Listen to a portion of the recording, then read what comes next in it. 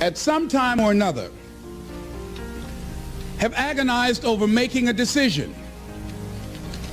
Some decisions are major decisions. And also there are a lot of small decisions that we don't make, that they tax our minds, they drain our energy. They create a lot of anxiety and nervousness because we don't take care of it. We decide not to decide, which is a decision.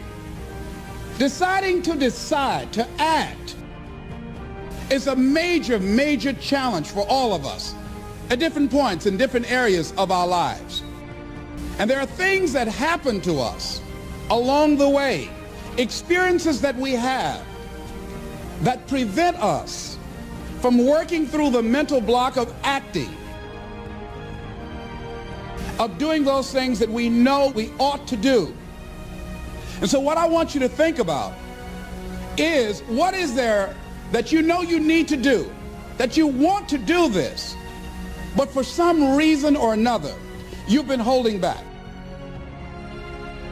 For some reason or another, you just have not been able to gather your nerves or be able to work through the procrastinating or putting it off or justifying or blaming. Some reason or another, you just haven't done it.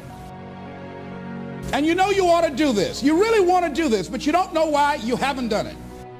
We know that this is not easy, that you really have got to put all of yourself into it. It's very challenging to act, to do those things. There are times when you're looking at it and you say, I know I need to do this, but I don't feel like it. From acting, it's the fear of failure. And if you've already failed, you don't want to fail again. The pain of that, the disappointment, the fear of loss is another thing. Because many times when we do those things that we know we need to do, we feel that we might lose somebody.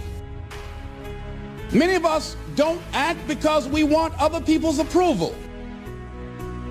Many of us don't do the things that we want to do and don't act because of lack of self-confidence. We don't believe enough in ourselves.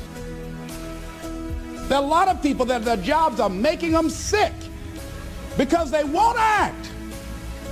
You check out the absenteeism and people that are depressed. And so there are many reasons why we don't act. There are other things, though, that affect us. It's that not wanting to take personal responsibility. We want somebody else to do it. Many times we pick up our inability to do certain things from people that we love, people that we admire.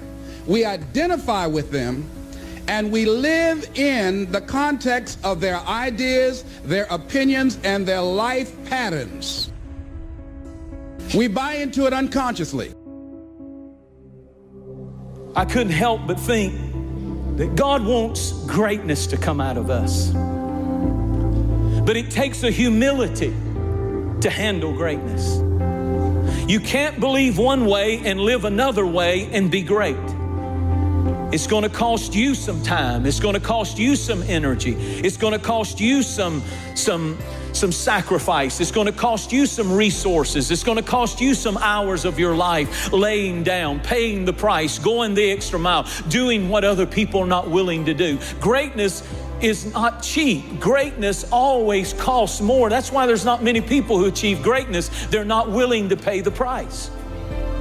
And God says the ones that I can trust greatness with in the great house are the ones who will purge themselves, cleanse themselves, set themselves aside and say, God, I want to be great for you.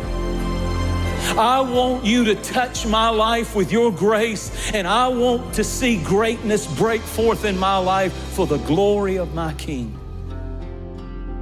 You can spend your whole life imagining ghosts, worrying about the pathway to the future, but all there will ever be is what's happening here. And the decisions we make in this moment, which are based in either love or fear.